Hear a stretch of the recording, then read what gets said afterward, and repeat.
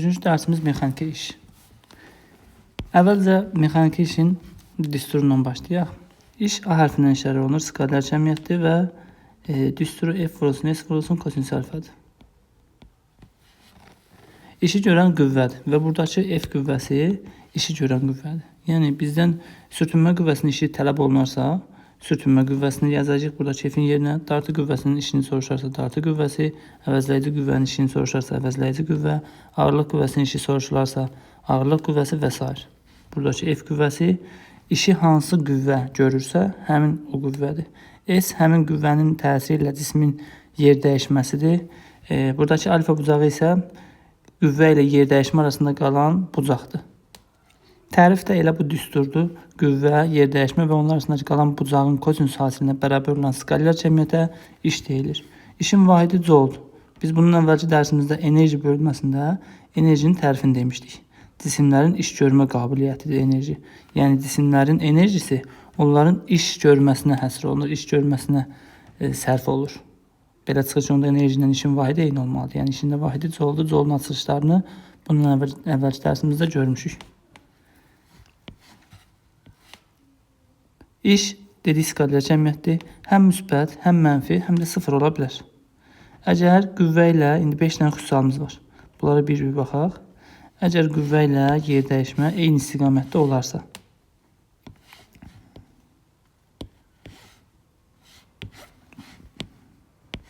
Birinci halımız. Əgər qüvvə, cismə təsir edən qüvvə tutalım biz sağa tərəfdirsə və həmin qüvvənin təsiri ilə cisim qüvvə istiqamətində yer dəyişmə icra eləyirsə. Əlbəttə ki, yer dəyişmə ilə eyni istiqamətdə olan cəmiyyət sürətdir və yaxud da impulsdur. Yəni sürət də sağa olarsa. Qüvvə ilə sürət eyni istiqamətdə olduqda, təkrar deyirəm, sürətlə qüvvə eyni istiqamətdə olması, qüvvə ilə yer dəyişmənin eyni istiqamətdə olması deməkdir. Çünki yer dəyişmə ilə sürət hər zaman eyni istiqamətdə yönəlir. Əgər qüvvə ilə sürət eyni istiqamətdədirsə, onda onlar arasındakı qalan bucaq 0 dərəcədir. Kosinüs alfada biz bilirik ki, 0 dərəcədə 1 qiymətini alır. Kosinüs 0 dərəcə üçün 1 qiymətini alır.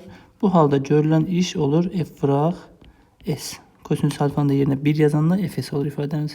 Və bu halda görülən iş maksimal qiymətini alır. Çünki kosinüs alfanın ala biləcəyi ən böyük dəyər 1-dir. Əgər cismin hərəkəti sağa, qüvvə isə üfüqlə müəyyən bucaq altında yönələrsə, tutalım ki, qüvvə bu istiqamətdə, burada bir bucağımız var.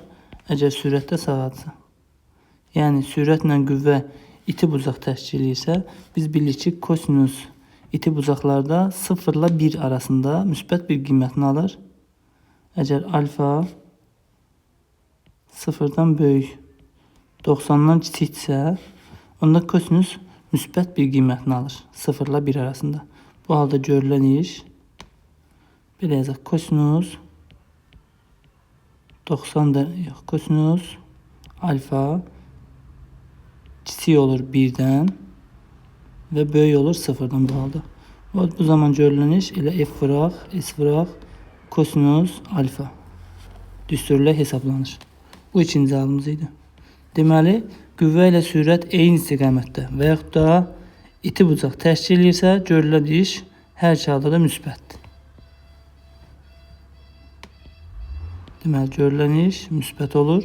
İti bucaq və yaxud da 0 dərəcəli bucaq, yəni eyni istiqamətdə olarsa qüvvə ilə sürət.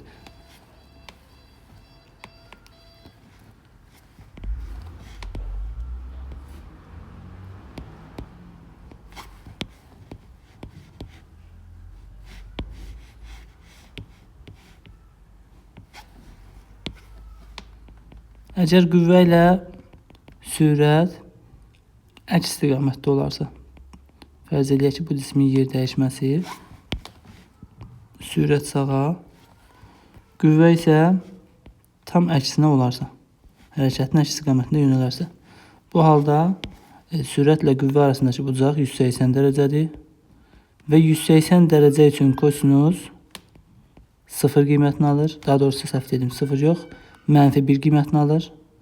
Kosinüs 180 dərəcədə -1-ə bərabər olur. Bu halda işin düsturu kosinüsün yerinə -1 yazsaq, f vuraq s vuraq -1 və qabağa mənfi çıxır. Deməli iş olur -f vuraq s. Və bu dəfə mənfidən maksimal qiymətini alır iş. Əgər qüvvə ilə sürət kör bucaq təşkil edirsə, sürət sağa olsun, qüvvə isə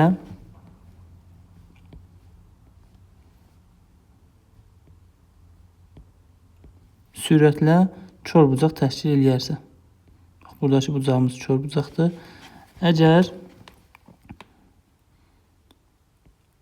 alfa kiçikdir 180, böyükdür 90 dərəcə olarsa, bu halda kosinus mənfi qiymət alır. Kosinus 90-dan yuxarı 180-dən kiçik, yəni kör bucaqlarda mənfi qiymət alır. Bu zaman kosinus 180 dərəcə kiçik olur. Daha doğrusu deməli mənfi qiymət alır 0-dan -1 arasında. Böyük olur -1-dən, kiçik olur 0-dan. Bu halda işin düsturu olur -f vuraq, s vuraq, kosinus alfa. Deməli bu iki halda da görülən iş mənfi oldu. Bunda deyirik ki, qüvvə ilə sürət əks istiqamətdə olarsa və yaxud da kör bucaq təşkil edərsə, bu halda görülən iş mənfidir. A kiçik 0. Və bir halımız qaldı. Deməli bu 3-cü idi. Bu da 4-cü xüsusaldır. Sonuncu 5-ci xüsusal. Qüvvə ilə hərəkət, yer dəyişmə və yaxud da sürət perpendikulyar yönələrsə, cismin hərəkət istiqaməti sağa və yaxud da soladır. Qüvvə isə perpendikulyardırsa, misal üçün yuxarı ola bilər, aşağı ola bilər. Biz bilirik ki, ağırlıq qüvvəsi hər zaman aşağı olur. Bu halda həm ağırlıq qüvvəsinin gördüyü iş, həm də bu perpendikulyar təsir edən qüvvənin gördüyü iş. Deməli, alfa bərabərdir 90 dərəcə və kosinus 90 dərəcə üçün 0 qiymətini alır. Bu zaman görülən iş 0-a bərabər olur. Burada həm F qüvvəsinin, həm də ağırlıq qüvvəsinin gördüyü iş 0-dır. Və dayağan reaksiya qüvvəsi də deyə bilərik. Əslində buradakı elə F qüvvəsinə dayağan reaksiya qüvvəsi də demək olar. Hərəkət sağa və yaxud da soladır. Dayağan reaksiya qüvvəsi də, ağırlıq qüvvəsi də hərəkətə perpendikulyar olduğundan onların gördüyü iş 0 qiymətini alır. Çevrə üzrə bərabər sürətli hərəkətdə fırlanma istiqamətindən asılı olmayaraq istənilən bir nöqtədə sürətlə qüvvə bir-birinə perpendikulyar yönəlir. Qüvvə mərkəzə doğru, sürətdə toxunan istiqamətində. Aralarındakı bucaq 90 dərəcə olur. Buna görə də görülən iş çevrə üzrə hərəkətdə 0 olur. İstənilən bir nöqtədə. Tutaq ki, bu nöqtə olsun. Bu nöqtədə sürət toxunan istiqamətində, qüvvə isə mərkəzə doğru yönəlir. Yenə aralarındakı bucaq 90 dərəcə olur. Görülən iş 0 olur. 5 dənə xüsusalımızı gördük. Görülən iş nə zaman müsbət, nə zaman mənfi, nə zaman 0 olur. Və biz bilirik ki, qüvvə ilə sürət eyni istiqamətdə olanda cisim yeyinləşir. Bu iki halın ikisində də cisim yeyinləşən hərəkət edir. Belə çıxır ki, əgər iş müsbətsə, cisim bərabər yeyinləşən hərəkət edir. Əgər iş mənfidirsə, cisim bərabər yavaşlayan hərəkət edir. Əgər iş 0-dırsa, cisim bərabər sürətli hərəkət edir.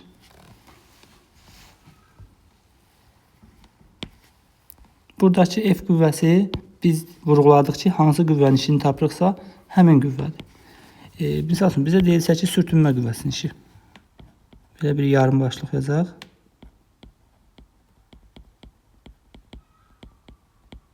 Sürtünmə qüvvəsinin işi.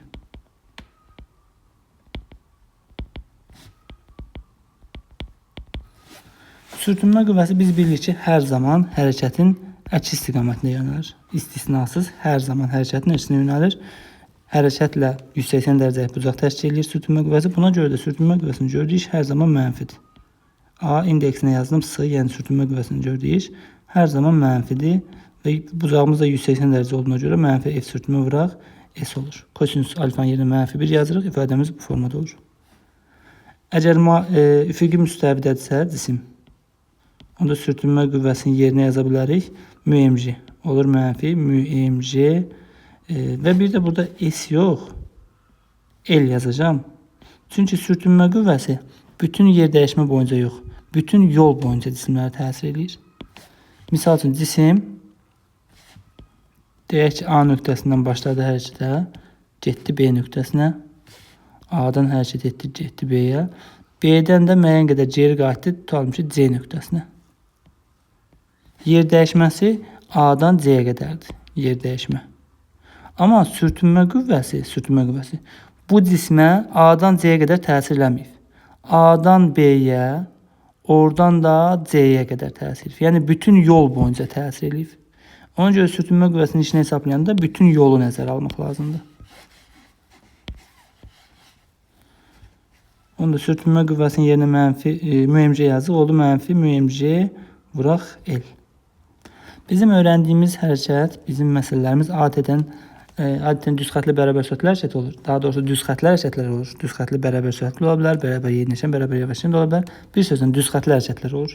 Düz xətli hərəkətlərdə də əgər cisim istiqamətini dəyişmirsə, yol yer dəyişməyə bərabər olur. Ona görə buradakı L və yaxud da S eyni qiymət alır. Bizim məsələlərimizə elə də bir təsir olmur. Amma bilmək lazım ki, orada sürtünmə qüvvəsinin gördüyü işdə yolu nəzərə almaq lazımdır. Bu üfüqi müstəvidir. Əgər mail müstəvi olarsa, mail müstəvidə sürtünmə qüvvəsinin düsturu müemc kosinüs alfa idi. Ona görə mənfi müemc kosinüs alfa vuraq L olur ifadəmiz. Deməli, bu birinci yazdığımız üfüqi müstəvilərdə.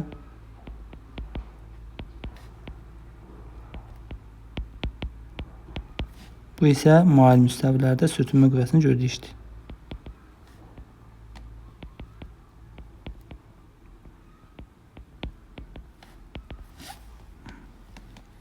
Ağırlıq qüvvəsinin gördüyü işə baxaq.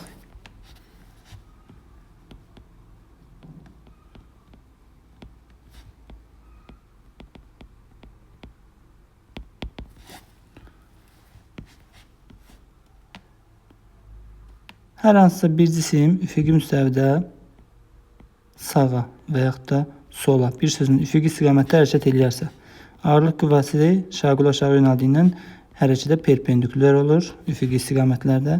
Bu zaman ağırlıq qüvvəsinin gördüyü iş 0 olur.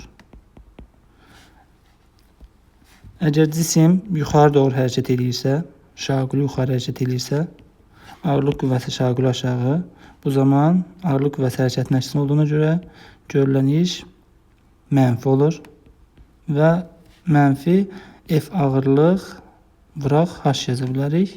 Yer dəyişməni H ilə işarə edirik şaquli müstəvilərdə və F ağırlığın da yerinə mc yazsaq mənfi mgh olur. Əgər cisim aşağı doğru hərəkət edirsə, hərəkət aşağı, ağırlıq qüvvəsi şaquli aşağı yönəldiyindən aralarındakı bucaq 0 dərəcə, bu zaman görülən iş müsbət Fs olur. F ağırlıq vuraq, S-in də yerinə şaquli müstəvidə H yazırıq. Ağırlıq qüvvəsini də atsaq mgh yaza bilərik. Deməli, üfüqi müstəvilərdə ağırlıq qüvvəsinin gördüyü iş 0 olur. Şaquli müstəvilərdə yuxarı gedəndə mənfi, aşağı gedəndə müsbət olur. Bunu belə də demək olar, belə də saxlamaq olar. Əgər ağırlıq qüvvəsinin, nəinki ağırlıq qüvvəsi, istənilən bir qüvvə. Əgər qüvvənin eləmək istədiyi olursa, gerçəkləşirsə, bu zaman qüvvənin gördüyü iş müsbətdir. Əgər qüvvənin istədiyi olmur, tam tərsi olursa, onda qüvvənin gördüyü iş mənfi olur. Əgər qüvvənin nə eləmək istədiyi olmursa, nə də əksi olmursa, görülən iş 0-dır. Misal üçün, ağırlıq qüvvəsi cisimləri nə etməyə çalışır? Yerə yaxınlaşdırmağa çalışır. Aşağı təsir eləyir, cisimləri yerə salmağa çalışır. Əgər cisim yuxarı gedirsə, onda ağırlıq qüvvəsinin istədiyi olmur, əksi olur. Deməli, ağırlıq qüvvəsinin gördüyü iş mənfidir. Əgər cisim aşağı gedirsə, bu halda ağırlıq qüvvəsinin istədiyi olur, ağırlıq qüvvəsinin gördüyü iş müsbətdir. Əgər üfüqi istiqamətdə hərəkət edirsə, ağırlıq qüvvəsinin nə istədiyi olmur, nə də əksi olmur. Ağırlıq qüvvəsinin gördüyü iş 0 olur. Bir dənə də ümumi belə bir nümunə deyim.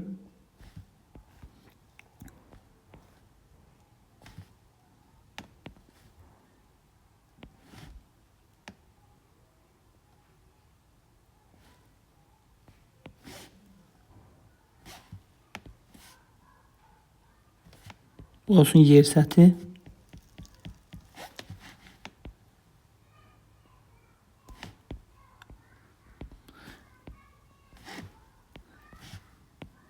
Cisim A, B, C, D, Y trayektoriyası üzrə hərəkət edir. Hərəkət edərək Y nöqtəsinə gəlir. A, B, B, C, C, D və D, Y hissələrində ağırlıq qüvvəsinin gördüyü işi müqayisə edin. Sıfırla müqayisə edin. Harada müsbət, harada mənfi, bunu qeyd etmək lazımdır. Başlanğıc halda A, B hissəsində cisim sağa doğru gedir, ağırlıq qüvvəsi şaquli aşağı yönəlir və ağırlıq qüvvəsi ilə sürət bir-birinə perpendikulyardır. Buna görə də ağırlıq qüvvəsinin gördüyü iş 0 olur. Deməli, A, B hissəsində ağırlıq qüvvəsinin gördüyü iş, ağırlıq qüvvəsinin gördüyü işdə belə yazıram. A indeksinə AG yazacağım, yəni ağırlıq qüvvəsinin işi bərabərdir 0-a. BC hissəsində bu cisim B'yə gəldikdə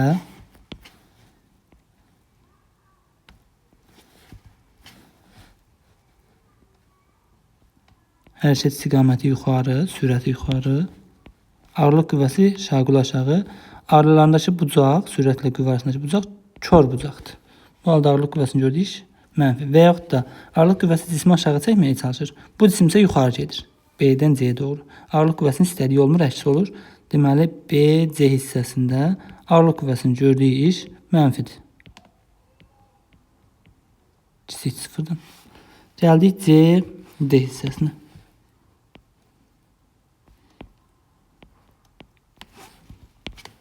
Bu cisim C-dən D-yə sağa doğru hərəkət etdikdə yenə ağırlıq qüvvəsi sürətlə perpendikulyar olur.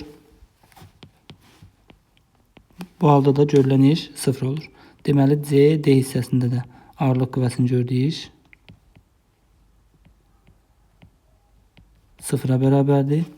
D-Y hissəsində D-dən Y-yə hərəkət edən zaman cisim təbii ki aşağı düşməlidir. Hərəkət istiqaməti olur aşağı, sürət. Və ağırlıq qüvvəsi aşağı olduğundan aralarındakı bucaq 0 dərəcə, yəni eyni istiqamətdə. Bu halda görülən iş müsbətdir. Deməli, D-Y hissəsində də belə də demək olar, ağırlıq qüvvəsinin eləmək istədiyi olur, gerçəkləşir. Ona görə ağırlıq qüvvəsinin gördüyü iş 0-dan böyük olur, yəni müsbət olur. Belə, bu da oldu ağırlıq qüvvəsinin gördüyü iş. Dayağın reaksiya qüvvəsinin gördüyü iş hər zaman 0-dır. Çünki dayağın reaksiya qüvvəsi hərəkətə perpendikulyar yönəlir. Dartı qüvvəsinin 99% məsələlərdə gördüyü iş müsbət olur. Çünki dartı qüvvəsi hərəkət istiqamətinə yönəlir. Biz cisimləri dartı qüvvəsinin təsiri ilə hərəkətə gətiririk. Buna görə dartı qüvvəsinin işi hər zaman müsbət olur. Amma xüsusi istisna hal ola bilər əlbəttə ki. O istisna halda orta məktəb məsələlərində qabağımıza adətən çıxmır. Üfüqi müstəvidə dartı qüvvəsinin və sürtünmə qüvvəsinin gördüyü işlərin müqayisəsi. Cisim üfüqi müstəvidə hərəkət edirsə dartı qüvvəsinin təsiri ilə. Dartı qüvvəsi olsun sağ tərəfə. Bu halda sürtünmə qüvvəsi əlbəttə hərəkətin əksinə sürtünmə qüvvəsi. Cisim müəyyən qədər yer dəyişmə icra etdi. Tutaq ki, bu qüvvələrin təsiri ilə həm dartı təsir edir, həm də sürtünmə. Əgər cisim bərabər sürətlə hərəkət edirsə, bərabər sürətlə hərəkətdə biz bilirik ki, dartı qüvvəsi sürtünmə qüvvəsinə bərabər olur. Bu halda dartı qüvvəsi sürtünmə qüvvəsinə bərabər olduğuna görə işlər də bərabər olacaq, ədədi qiymətcə. Dartı qüvvəsinin işini tapmaq istəsək, F dartı vuraq gedilən yer dəyişmə və yaxud da yol. Sürtünmə qüvvəsinin işini tapmaq istəsək, sürtünmə qüvvəsinin işi mənfidir. Mənfi F sürtünmə vurulsun S. İndi bərabər sürətli hərəkətdə dartı qüvvəsindən sürtünmə qüvvəsi ədədi qiymətcə bir-birinə bərabər olduğundan qüvvələr də bərabər, yer dəyişmələr də bərabər. Onda deməli işlər də bərabərdir. Amma bir dənə fərq buradakı mənfidir. O mənfini də başqa bir cəz qırmızı eləyik. Gözə çarpan olsun. Deməli, bərabər sürətli hərəkətdə dartı qüvvəsinin gördüyü iş 20 joule olsa, sürtünmə qüvvəsinin gördüyü iş mənfi 20 joule olacaq. Ədədi qiymətcə bərabər, iş hərəcə əks olacaq. Amma cisim əlbəttə ki, yeyinləşən hərəkət eləsə, dartı sürtünmədən böyük olur. Ona görə dartı qüvvəsinin işi sürtünmə qüvvəsinin işindən modulca böyük olur.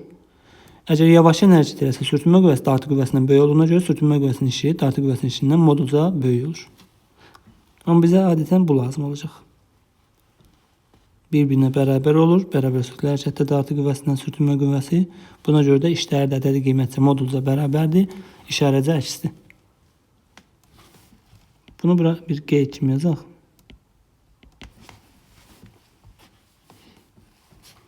İndi baxaq bir də mail müstəvidə qüvvələrin gördüyü işlərə. Sıfırla müqayisə edirik. Cisim mail müstəvidə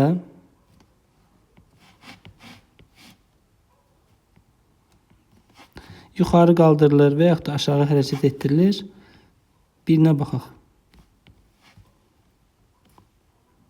Olsun bu istiqamətdə. Cisim yuxarı doğru bir dartı qüvvəsinin təsiri ilə qaldırılır.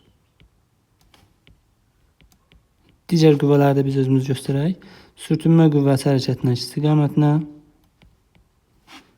ağırlıq qüvvəsi şaquli aşağı istiqamətdə, dayağı reaksiya qüvvəsi dayağa perpendikulyar istiqamətdə. Qüvvələrin gördüyü işləri sıfırdan müqayisə edirik. Və cisimdə dartı qüvvəsinin təsiri ilə yuxarı doğru qaldırılır. Mail müstəvidə. Dartı qüvvəsinin gördüyü iş, dartı qüvvəsi sürətlə eyni istiqamətdə olduğuna görə, dartı qüvvəsinin gördüyü iş müsbət, sıfırdan böyük. Reaksiya qüvvəsinin gördüyü iş sıfır. Reaksiya qüvvəsinin gördüyü iş həmişə sıfır. Mail müstəvidə də, üfüqi müstəvidə də. Ağırlıq qüvvəsi, mg.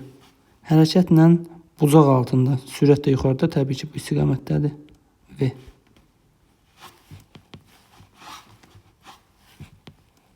Sürətlə kör bucaq təşkil edilənə görə ağırlıq qüvvəsinin gördüyü iş mənfi olur. Bura N yazdım səhvən. Bura A indeksində reaksiya. Belə yazaq R. Sonra A indeksinə yazaq ağırlıq qüvvəsi.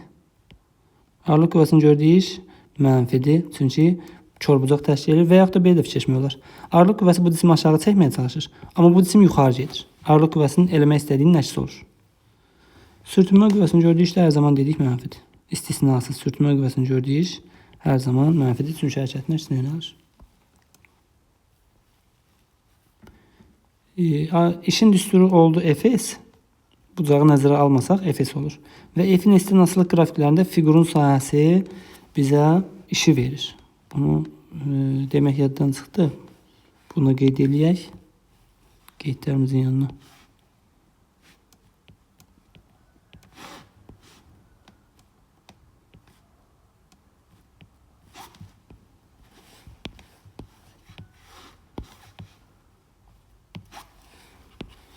Deməli, qüvvənin yer dəyişmədən asılı qrafikində qrafikimiz hansı formada olur olsun.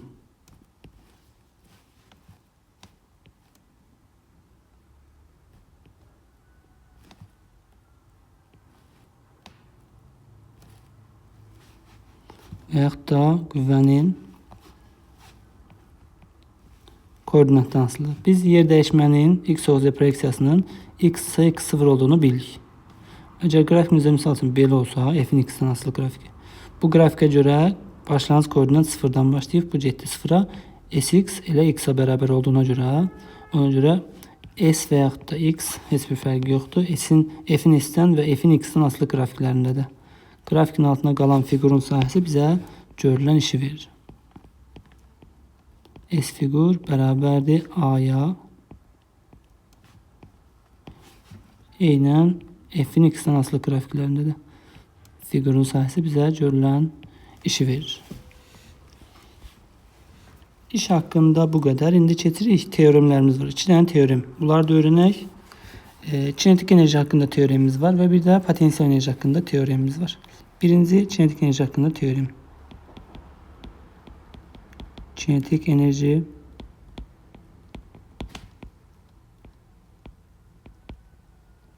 haqqında teorem. Cisimlərin enerjisi onların iş görməsinə sərf olunur. Cisimlərin enerjisi onların iş görməsinə sərf olunur. İndi biz cisimlərin bilirik ki, kinetik enerjisi olur, potensial enerjisi olur.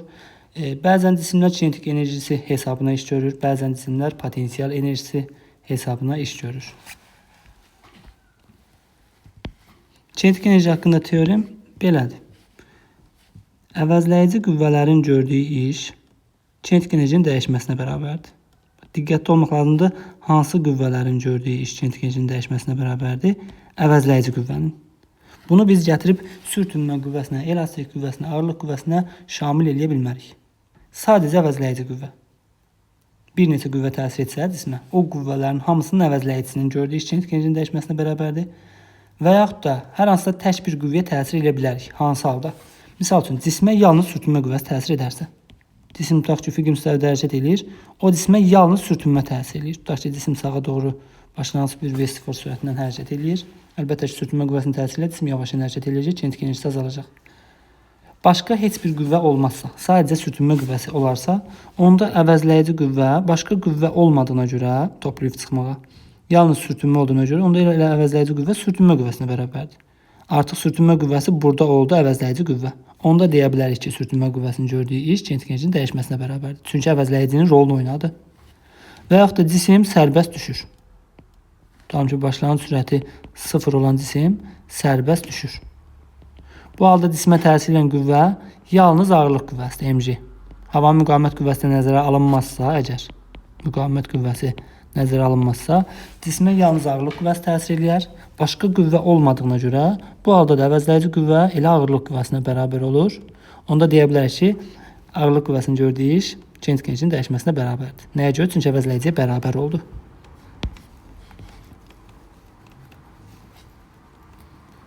Bu ifadəni də açsaq, kinetik enerjinin dəyişməsi necə yazılır? Y kinetik çıxılsın Y kinetik 0. Əvəzləyici qüvvə kinetik enerjinin dəyişməsinə bərabərdir. Əvəzləyici qüvvənin daha doğrusu işi. Biraz da açsaq, Y kinetikin yerinə mv kvadratı bölü 2, Y kinetik 0-ın yerinə mv0 kvadratı bölü 2 yazsaq, m bölü 2-lər ortaq fırıq çıxır. Onda A əvəzləyici bərabər olur m bölünsün 2.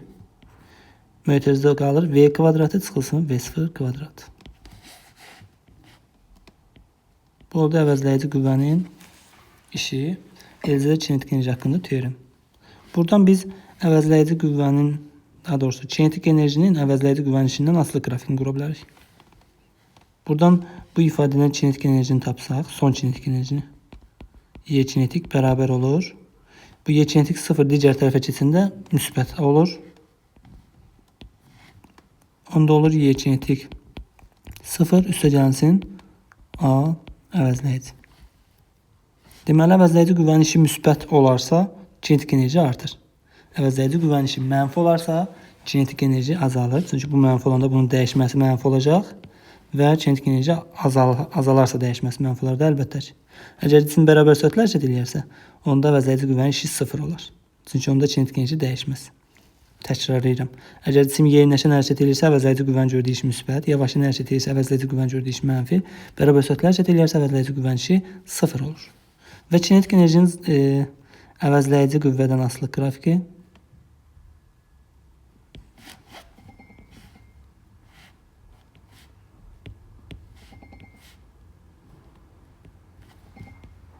deməli, kinetik enerjinin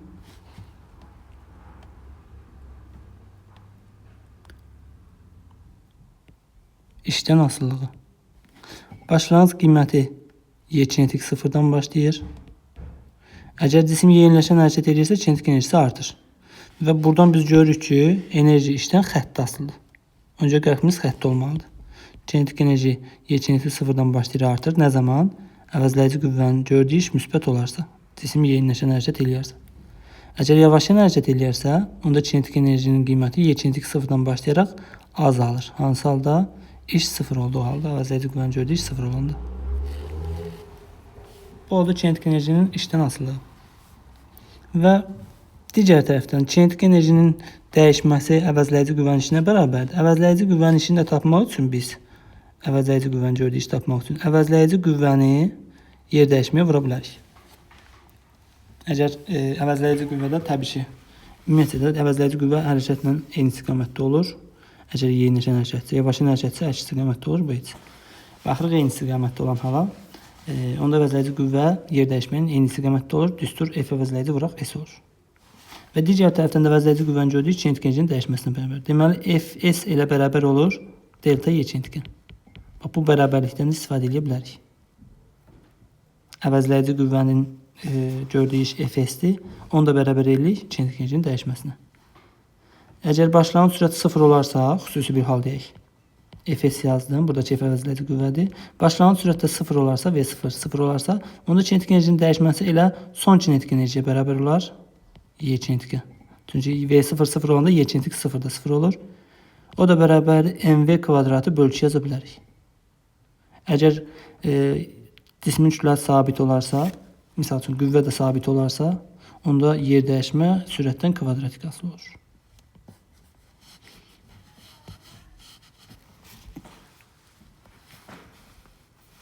Bu oldu kinetik enerji haqqında teoremimiz. Bir dənə də nümunə verim. Kinetik enerjinin haqqında teoremi məsələlərdə necə tətbiq edəcəyik? Tutalım ki, sürətin zamandan asılı qrafik verib. Qrafikimiz bu formadadır. Əvvəlcə yeyinləşir cisim, daha sonra bərabər sürətlərcə edilir. Və sürətini sıfırdan, tutalım ki, 20'ye qədər artırır. Deyək 10 saniyə müddətində. Növbəti 20 saniyə müddətində də 10 saniyədən 30 saniyəyə qədər. Növbəti 10 saniyə müddətində də 20 saniyə müddətində də bərabər sürətlərcə edilir. Sual belədə əvəzləyici qüvvəni gördüyü işi hesablayın. Əlimizdə teorem var. Çox rahat, çox asan hesablaya bilərik teoremlə. Kinetik enerjinin dəyişməsini tapsaq cavabı tapacağıq. A bərabərdir kinetik enerjinin dəyişməsi. İndi kinetik enerji hansı hissədə dəyişib? İlk 10 saniyə ərzində sürət artdığına görə kinetik enerji də artır. Növbəti 20 saniyədə sürət sabitdir. Sürət dəyişmirsə, kinetik enerji də dəyişmir. Kinetik enerji dəyişmirsə, kinetik enerjinin dəyişməsi 0, onda iş də 0. Deməli, bax bu qrafikin ikinci hissəsində görülən iş 0-dır. Biz ancaq bu birinci hissədə kinetik enerjinin dəyişməsini tapsaq, əvəzləyici qüvvəni gördüyü işə bərabərdir. Və ifadəmiz də m bölü 2 v kvadratı çıxaq v0 kvadratıdır. Tutalım ki, cismin kütləsi də olsun 2 kiloqram, bəs sadə olsun. O da bərabərdir. Kütlə 2 bölünsün 2. Son sürət 20 kvadratı 400, çıxılsın başlanğıc sürət 0. İkilər də xısa getdi, qaldı 400 joule. Deməli, əvəzləyici qüvvəni gördük, 400 joule imiş. Deməli, o da bərabərdir 400 joule. Bərabər sürətlər hissəsində əvəzləyici qüvvənin işi 0-dır. O hissəni nəzərə almırıq. Şagirdlərin elədiyi səhvlərdən biri budur ki, bu hissəni nəzərə alırlar. Bu bir həll üsulu kinetik enerjinin dəyişməsinin. Digər başqa bir həll üsulu da var. Bəzi şagirdlər həmin həll üsuluna üstünlük verirlər ki, o üsulda deyək. Deməli, əvəzləyici qüvvəni gördüyü işi tapmaq üçün əvəzləyici qüvvəni vurmalıyıq yer dəyişməyə. Əvəzləyici qüvvədə biz bilirik ki, MA-dır. Onda düsturumuz olur MA-is. Cismin kütləsi 2-dir. Təcil. Təcili tapırıq sürət dəyişməsinin zamanı nisbətindən. Sürət dəyişməsi 0-dan 20'ye 20, zamanda 10. A bərabərdir. Delta V bölünsün delta T'dən. Təcil tapırıq 2 eləyir. Gətirib yerinə yazacaq. 2 vur 2. Bir də var yer dəyişmə. Yer dəyişməni tapmaq üçün də VT qrafikində biz bilirik ki, sürət zaman qrafikində qrafikin altında qalan fiqurun sahəsi bizə yer dəyişmə verir. İndi hansı qrafikin sahəsini tapacağıq? Bəzən şagirdlər götürürlər bu ümumi trapesiyanın sahəsini tapırlar. Ümumi trapesiyanın sahəsini tapmaq lazımdır. Nəyə görə? Çünki bax bu ikinci hissədə iş 0 idi axı. Ona görə bax bu işin 0 olduğu hissədə bu fiqurun sahəsinin heç bir önəmi yoxdur. Orada iş görülmür, 0'dır. Biz sadəcə tapmalıyıq bax bu üçbucağın sahəsini. Ancaq burada iş görülür. O üçbucağın sahəsini, yəni bax buradakı qrafikin sahəsini hesablamaqdan, deməli bu hissədə S fiqur bizə nə verir? Yer dəyişməni verir. O fiqurun sahəsi AB bölü 2-dən 20 vuraq 10 bölü 2, 200 bölü 2, 100 eləyir. Tapdıq sahəni də 100. Gedilən yol deməli yer dəyişmə 100'dür. 2 vur 2 vur 100. Bu da elədi 400 joule. Bax burada nə etdik? Bir dəfə təcili tapdıq. Bir dəfə fiqurun sahəsindən yer dəyişməni tapdıq. Gətirdik nəzərə aldıq. 2 mərhələdən istifadə edilir. Daha doğrusu 3 mərhələ. Bir dəfə yer dəyişmə tapıldı, bir dəfə təcil tapıldı. Ən sonunda da düsturdan gətirib iş tapıldı. 3 mərhələ getdik. Amma bu sualda biz sadəcə bir mərhələ getdik. Təbii ki, bir mərhələ ilə həll etmək daha rahatdır da. Bir də bu ikinci üsulla gedəndə, həll edəndə, burada fiqurun sahəsi məsələsində səhv eləmək mümkündür. Burada bəzən bayaq dediyim kimi ümumi sahəni tapırlar. Burada sualın səhv olmasına gətirib çıxarır. Cavabın səhv olmasına gətirib çıxarır. Ona görə kinetik enerji haqqında teoremi istifadə etmək daha məqsəd uyğundur. İndi keçək potensial enerji haqqında teoremi.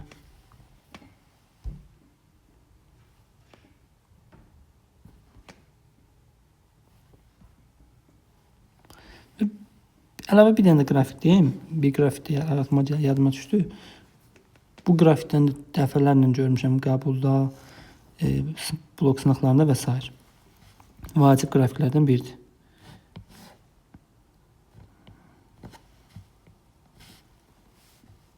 Deməli, əvəzləyici qüvvənin işi bərabərdir. Əvəzləyici qüvvə vuraq S. O da bərabərdir kinetik enerjinin dəyişməsi. Y kinetik çıxaq, Y kinetik 0. Bax, buradan görürüz ki, kinetik enerji S-dən necə asılıdır? Xəttdə asılıdır. Da bunu atıram bir kənara. Bu bərabərlikdən istifadə edirəm. Kinetik enerjinin dəyişməsi Fs-dir. Təbii ki, bu əvəzləyici qüvvədir. F əvəzləyici vuraq S-dir. Və kinetik enerji S-dən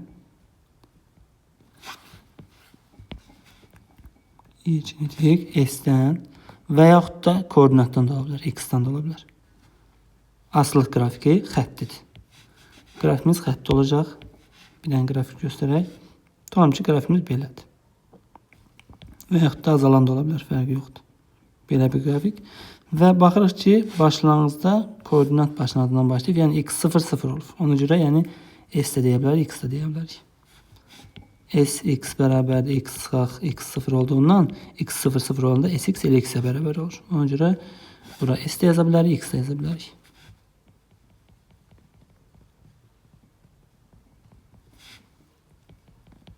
Başlanğıc kinetik enerji deyək ki, 100-dür. Son kinetik enerjidə olsun 150. Və bu 5 metr yolda 100-dən 150-yə artıb kinetik enerji. Sual belə də əvəzləyici qüvvəni tapın. Əvəzləyici qüvvəni.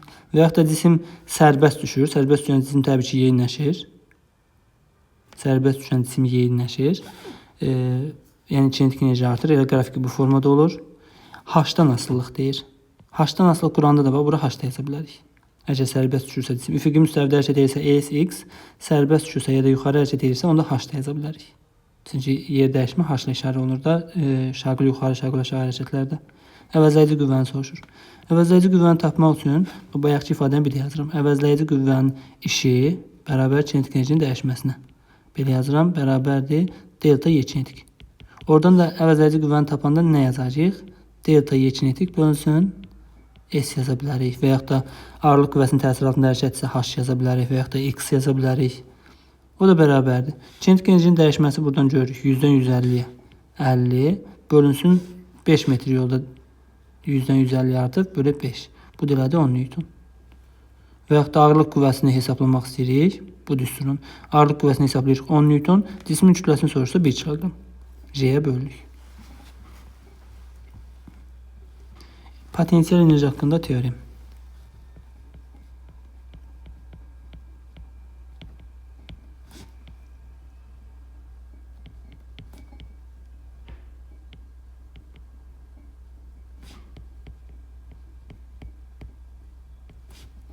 Teorem bənzərdir kinetik enerji haqqında teoremə. Bu dəfə əvəzləyici qüvvə demirik. Konservativ qüvvələrin gördüyü iş əks işarə ilə potensial enerjinin dəyişməsinə bərabərdir. Teorem belədir. Konservativ qüvvələrin gördüyü iş əks işarə ilə potensial enerjinin dəyişməsinə bərabərdir. Onda biz bunu belə yaza bilərik. Potensial enerjini açsaq, konservativ qüvvələrin gördüyü iş. Bunu kənarda açıram. Mənfi delta Y potensial bərabərdir. Mənfi qalır qabaqda.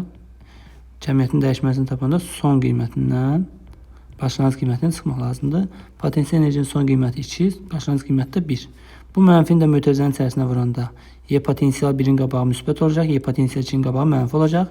Onda Y potensial 1 müsbət, Y potensial 2 mənfi olur. Belə yer dəyişdirir. Y potensial 1 çıxaq, Y potensial 2 olur. Y potensial 1 çıxılsın, Y potensial 2. İndi cismin potensial enerjisindən söhbət gedirsə, cismin, onda Y potensial 1-in yerinə mg H1 yaza bilərik. Təbii ki, bir cisim bir nöqtədən başqa bir nöqtəyə gedirsə, hərəkət edirsə, bunun başlanğıc halı buradır, son halı buradır. Başlanğıc hündürlüyü H1, son hündürlüyünə H2 desək, cisim hərəkət müddətində kütləsi dəyişmir. Ona görə kütlə sabit, J sabit. H1 çıxaq, mg H2 yaza bilərik. Mg'ləri də ortaq vuruq çıxartsaq, onda konservativ qüvvələrin gördüyü iş bərabər olur. Mg H1 çıxaq, H2'yə. Bu cismin potensial enerjisindən yazılmış ifadə idi. Yayın potensial enerjisindən yazsaq, biz potensial enerjini öyrənmişik. Cisimlərin potensial enerjisi var, bir də yayın potensial enerjisi var. Yenə yazıram bax bu ifadəni kənarda. Y potensial 1 çıxaq Y potensial 2 iş bərabərdir. Konservativ qüvvəni gördük. Y potensial 1 yerinə yazıram kx1 kvadratı böl 2. Y potensial 2 yerinə kx2 kvadratı böl 2. K bölü 2'nin də ortaq foluq çıxarsaq, onda konservativ qüvvəni gördük olur. K bölünsün 2 ortaq.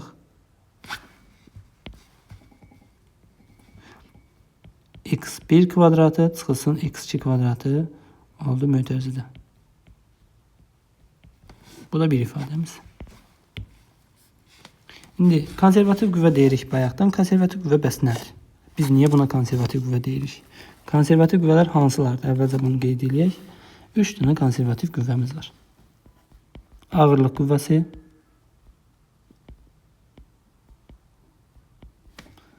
elastiklik qüvvəsi və bir də Coulomb qüvvəsi. Coulomb qüvvəsini ikinci hissədə öyrənəcəyik biz. Bu üç qüvvə konservativ qüvvədir. Konservativ qüvvələr.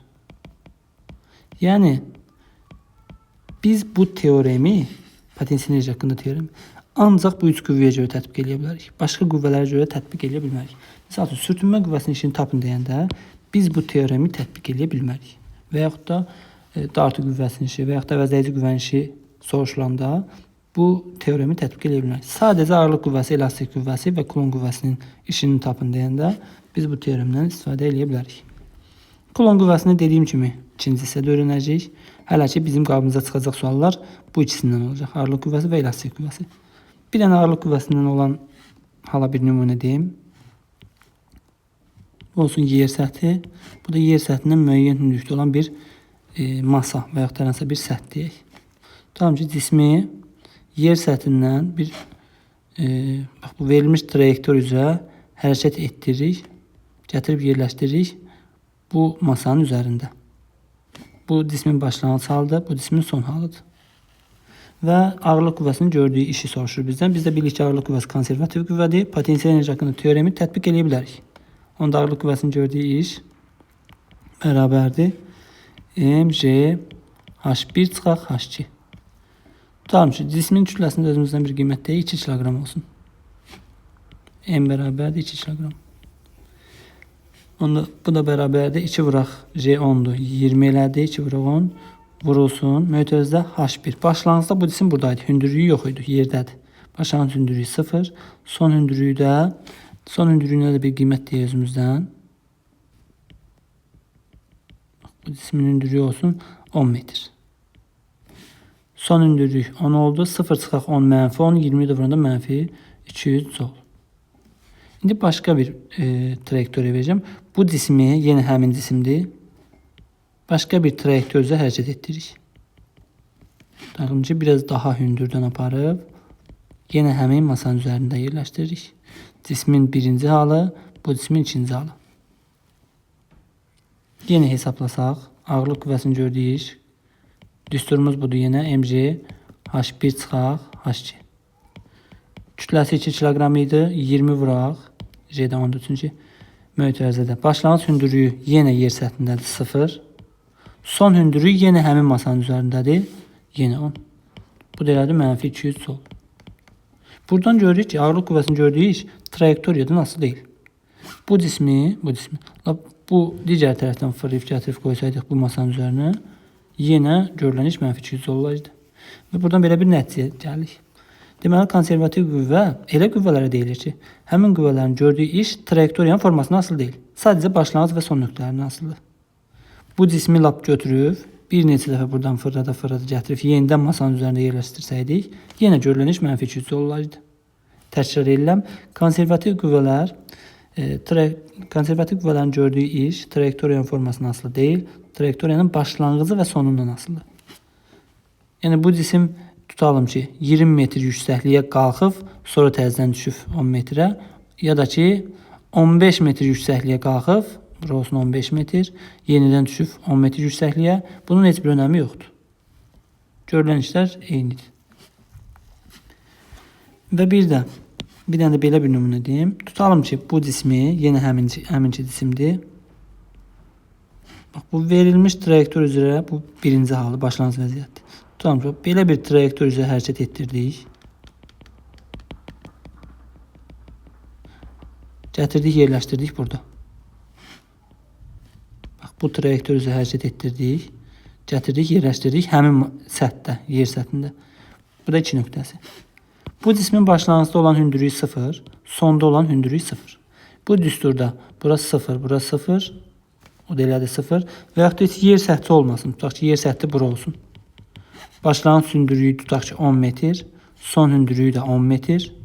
Onda H1'in yerinə də 10, H2'in yerinə də 10, 10 çıxaq 10, yenə 0 elədi. Yəni görülən iş 0 olur. Deməli, cisim eyni hündürlükdən, hər hansısa bir hündürlükdən hərəkət etdirilib, həmin hündürlüyə qaytarılarsa, ağırlıq qüvvəsi gördüyü iş 0'dır. Və biz belə trayektoriyalara qapalı trayektoriya deyirik. Başlanğıcı və sonu eyni hündürlükdədirsə, trayektoriyanın, cismin, belə trayektoriya qapalı trayektoriya adlanır. Onda deyirik ki, konservativ qüvvələrin qapalı trayektoriyada gördüyü iş 0'a bərabərdir. Deməli, konservativ qüvvə haqqında 2 dənə məlumat əldə elədik. Bunların ikisi də çox vacib məlumatdır. 1. Konservativ qüvvənin gördüyü iş trayektoriyanın formasına asılı deyil. Başlanğıc və son nöqtəsindən asılıdır. 2. Konservativ qüvvələrin qapalı trayektoriya boyunca gördüyü iş 0 olur.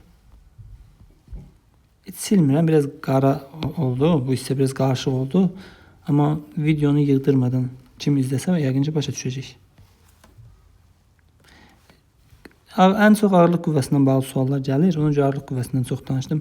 Təbii ki, bu dediklərimiz elastik qüvvəsinə də aiddir. Potensial enerji haqqında teoremimiz də bu qədər. Və sonda bir-iki dənə qeyd demək istəyirəm.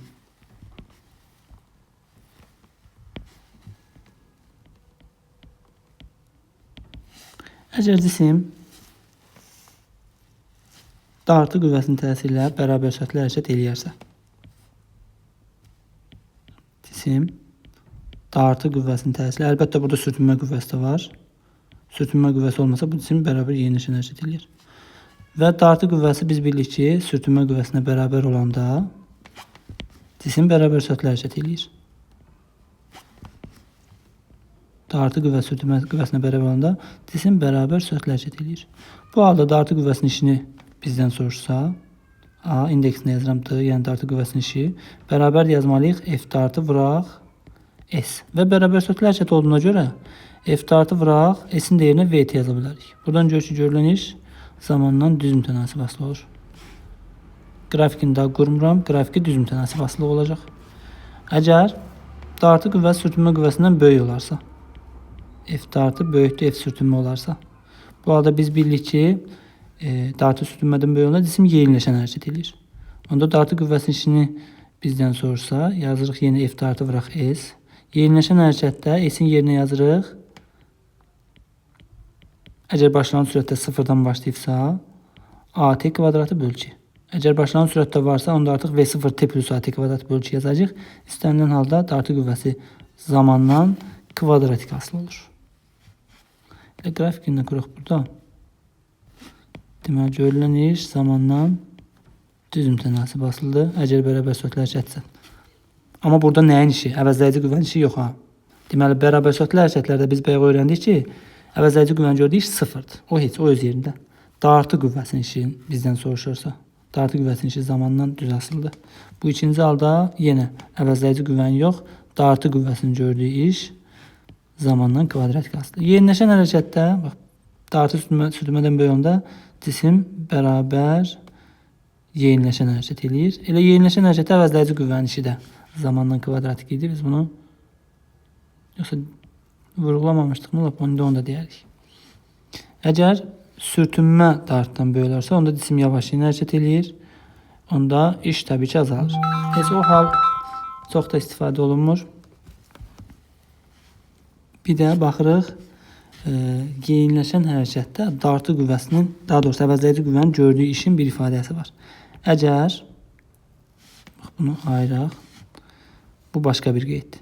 Əgər cisim sükunət vəziyyətindən hərəkətə başlayarsa, başlanğıc sürət 0 olarsa, bu halda sürətin düsturu təbii ki AT olur. Onda əvəzləyici qüvvənin işi, biz bilirik ki, əvəzləyici qüvvənin işi kinetik enerjinin dəyişməsinə bərabərdir. Yəni başlanğıc sürətdə 0-dırsa, y-kinetik çıxaq, y-kinetik 0 yazsaq, bu y-kinetik 0 da 0-a gedir. Çünki başlanğıc sürət 0-dır. Y-kinetik qalır. O da bərabərdir mv kvadratı bölü 2 yaza bilərik. Sürət də AT olduğundan m a kvadratı t kvadratı bölünsün 2 yaza bilərik. Buradan görürük ki, əvəzləyici qüvvənin gördüyü iş zamandan kvadratik asılıdır. Buradakı iş artıq əvəzləyici qüvvənin gördüyü işdir. Bu yuxarıdakı dartı qüvvəsinin gördüyü işi idi. Ona görə indeksinə yazaq dartı. Zamandan kvadratik asılıdır. Belə iş haqqında bu qədər. Sağ olun.